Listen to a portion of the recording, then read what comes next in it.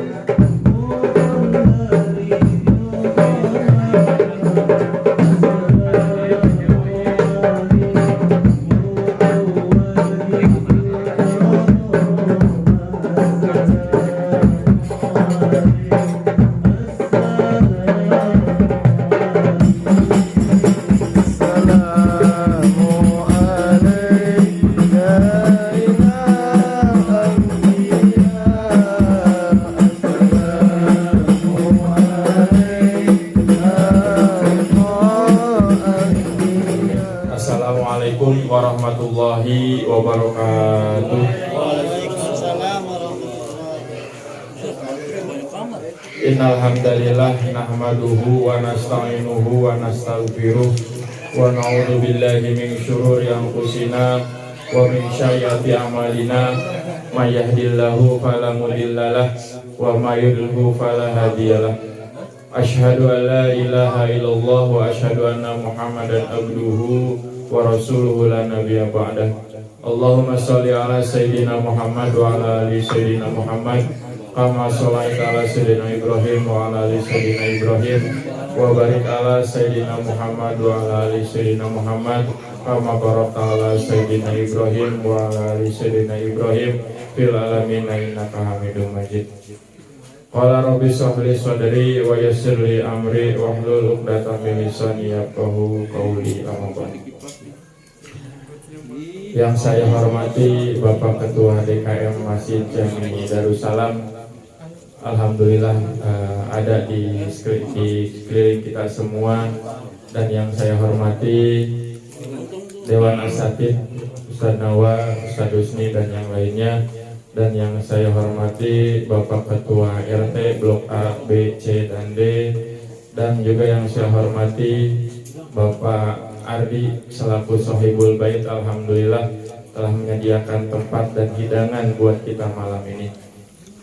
Alhamdulillah Bapak-bapak sekalian, yang pertama mari kita sama-sama panjatkan puja-puji syukur kita kehadirat Allah Subhanahu wa Ta'ala, yang mana pada kesempatan malam minggu kali ini kita diberikan nikmat sehat walafiat sehingga kita dapat berkumpul di kediaman Bapak di sekeluarga dalam ridho Allah Subhanahu wa Ta'ala. Salawat dan salam mari kita sanjungkan kepada baginda alam kita, Habibana wa Nabiyana wa Maulana Muhammad sallallahu alaihi wasallam, serta para keluarganya, para sahabatnya, para tabiut tabiin, dan kita selaku umatnya hingga yaumil qiyamah. Amin ya rabbal alamin. Nah, kembali ke materi Bapak-bapak sekalian. Di sini kita merujuk di halaman di ayat ke-44, ayat ke-44 surat Al-Baqarah. A'udzubillahi minasyaitonirrajim. Bismillahirrahmanirrahim. Ata'murunan nasa bil birri wat taqwa wa anfusahum wa antum tasluna kitab afala taqilun. Ata'murunan nasa bil birri wa tansawna anfusakum. Apakah kamu suruh manusia berbuat kebaikan sedangkan kamu lupakan dirimu sendiri? Ayat ini, di ayat 44 ini adalah teguran dari Allah Subhanahu wa Ta'ala kepada orang-orang Yahudi yang munafik. Setelah dikatakan di ayat sebelumnya, itu perilaku orang-orang Yahudi itu seperti apa? Itu mereka di sini seperti lilin. Mereka berdakwah, menerangi, menyuruh orang-orang untuk ibadah kepada Allah. Mereka tahu isi Alkitab. Alkitab ini adalah Injil. Mereka tahu itu isi Alkitab, tapi mereka tidak menjalankannya. Mereka tidak menjalankannya, sehingga di sini afala ta'qilun, apakah kamu tidak berpikir, kata Allah. Ketika mereka orang-orang Yahudi menyebarkan ajaran-ajaran yang ada di Alkitab. Alkitab di sini adalah Injil, tapi mereka tidak menjalankan, mereka sendiri tidak menjalankannya. Makanya Allah dalam tafsir ini diumpamakan itu mereka adalah seperti lilin. Mereka menerangi orang lain gitu ya, tapi mereka sendiri malah habis malah masuk neraka. Itu. Kemudian di ayat selanjutnya, wasta'inu bisobri wassalat. Carilah pertolongan dengan sabar dan salat. Di dalam tafsir ini, salat itu diartikan, ditafsirkan menyelesaikan segala urusan sambil berdoa dan sabar.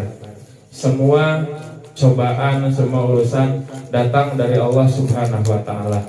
Seperti sekarang yang kita alami, wabah sudah hampir 2 tahun lebih belum selesai gitu ya, belum beres-beres. Dan kita itu harus menghadapinya dengan berdoa dan bersabar. Karena semuanya milik Allah, akan kembali kepada Allah Subhanahu wa Ta'ala. Makanya kita menyikapi ini jangan sampai kita malah malah aral gitu ya. Aral itu malah membalikan, kok nggak beres-beres gitu ya Allah, kapan beresnya? Dan kita menghadapi semua ini dengan berdoa dan sabar. Di sini dikatakan, kenapa diartikannya gitu, ditafsirkannya berdoa. Ketika kita berdoa, usahakanlah jangan sampai tergesa-gesa. Itu makanya di sini dikatakan sholat itu dikatakan di sini berdoa. Sholat adalah doa. Begitupun dengan sholat, jangan sampai kita tergesa-gesa ketika mengerjakan sholat. Karena apa? Contohlah gini, gitu. Contohlah kepada diri kita. Anak kita minta uang kepada kita. Kalau misalkan, Pak minta duit yang jajan gitu. Apakah kita akan ngasih ketika anak kita memintanya seperti itu gitu? Mau ngasih gitu. Tapi lah misalkan, Pak nyunkeun atos atuh gitu. Itu nyunkeun atos yang mesaria. Nah, insya Allah kan dengan nada yang lembut, dengan nada yang pelan pun kita pun bakal ngasih gitu kepada kita gitu kan, kepada anak kita. Begitupun Allah, Bapak, begitupun Allah. Ketika kita berdoa, kalau kita doanya tergesa-gesa atau sholat kita tergesa-gesa gitu, apakah Allah akan mengasih kepada kita gitu ya? Gitu. Apakah Allah akan mengasih apa yang kita pinta? Gitu. Makanya di sini dianjurkan berdoalah atau sholatlah secara khusyuk, jangan tergesa-gesa. Itu karena ini adalah doa, gitu ya. Ya tadi perumpamaannya gitu. Kalau kita minta kepada Allah pun secara tergesa-gesa, ya mungkin Allah gak bakal ngasih gitu kan, gak bakal ngasih. Walaupun udhuni astajib lakum, itu Allah, berdoalah kepadaku, insya Allah akan aku kabulkan. Tapi doa yang seperti apa gitu? Allah itu ngasih kepada makhluknya itu bukan yang mereka inginkan, tapi yang mereka butuhkan. Allah punya rencana lain yang lebih indah ketika doa-doa kita tidak dikabulkan. Dengan sabar, dengan berdoa dan bersabar. Begitupun, yaitulah ujian atau terpaan yang kita terima dari Allah, semuanya harus dihadapi dengan kesabaran. Tong sampai aral gitu ya, tong sampai aduh kieu wae hirup teh gitu. Kieu wae hirup teh tong sampai gitu. Insya Allah punya rencana lain di balik itu. Gitu. Allah punya rencana lain yang lebih indah. Itu Pak. Makanya ketika kita menghadapinya semua dengan kesabaran, dengan keikhlasan, gitu intinya apa sih hidup kita di sini untuk beribadah, gitu. Kita menjalankanlah apa yang diperintahkan Allah, gitu. Jalankan dan berdoa intinya, gitu kan. Itu berdoa supaya apa yang kita inginkan itu dikabulkan oleh Allah Subhanahu wa Ta'ala. Dan mudah-mudahan doa-doa kita semua yang insya Allah kita adalah ahli ibadah, itulah Mudah-mudahan apa yang kita inginkan di dunia ini, baik itu perkara duniawi ataupun perkara akhirat, mudah-mudahan dikabulkan oleh Allah Subhanahu wa taala. Amin ya rabbal alamin. Kemudian di sini dikatakan ketika kita sholat itu ya, ketika kita sholat, hadirkanlah Allah itu di depan kita. Gitu. Insya Allah sholat kita akan khusyuk. Kenapa? Anggaplah misalkan seperti ini. Ketika kita sedang bekerja, gitu ya, kita bekerja sesuai dengan SOP yang diterapkan oleh perusahaan itu. Gitu. Kemudian kita kalau dipanggil sama pimpinan, pasti kita menghadapinya secara serius. Mau mungkin dipanggil pimpinan secara heureuy gitu ya, beda deui gitu. Dipanggil ke ruangan pimpinan gitu ya, kira-kira rek heureuy mah gitu. Nah makanya secara serius. Nah begitupun dengan sholat kita. Ketika kita sedang sholat, hadirkanlah Allah di depan kita. Allah melihat kita sedang beribadah. Kita tuh sehingga sholat kita akan benar-benar khusyuk. Sholat kita akan, pikiran kita tidak akan kemana-mana gitu ya. Itu yang dikatakan di dalam tafsir ini. Itu makanya ya ini alladzina yadununa annahum mulaqi rabbihim wa annahum ilaihi rajiun gitu ya. Orang-orang yang meyakini bahwa mereka akan berjumpa Tuhannya dan hanya kepadanya mereka akan kembali. Irji'i ila rabbiki radiyatan mardiyah fadkhuli fi ibadi wadkhuli jannati. Kembalilah kepada Tuhanmu dengan keadaan yang diridhoi Allah Subhanahu wa taala. Artinya apa? Dengan keadaan kita yang husnul khatimah, bukan su'ul khatimah. Itu makanya persiapkanlah diri kita untuk menghadapi kematian kita.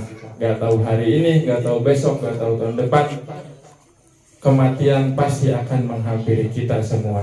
Persiapkanlah untuk itu dengan cara menjalankan ibadah-ibadah kita, dengan cara menjalankan apa yang diperintahkan oleh Allah dalam Al-Quran dan Rasulullah dalam Al-Hadisnya, dan menjauhi segala yang dilarang oleh Allah Subhanahu wa taala. Mungkin itu kajian dari tafsir ini untuk ayat 44, 45, 46. Mudah-mudahan apa yang dapat saya sampaikan ada manfaatnya. Kurang dan lebihnya saya mohon maaf. Wallahu a'lam bishawab. Wassalamualaikum warahmatullahi wabarakatuh.